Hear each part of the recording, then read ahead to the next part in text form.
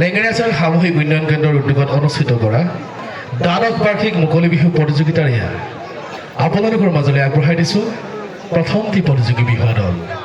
এওঁলোক হৈছে সেইখন দেশৰ বিহুৱা যিখন দেশত এওঁলোকে সংস্কৃতিৰ সাধনা কৰি ওলাই আহিছে আমাৰ মাজলৈ, যিখন দেশত সন্ধিয়া হ'লে হাতীৰ ভয়ে এওঁলোকক জুৰুলা কৰে, হয়নে? এয়া আপোনালোকৰ মাজলৈ আগবঢ়াই দিছোঁ আজিৰ প্ৰথমটি প্ৰতিযোগী বিহুৱা দল, বৰনৈপৰীয়া বিহুৱা দল ৰাজাগড়।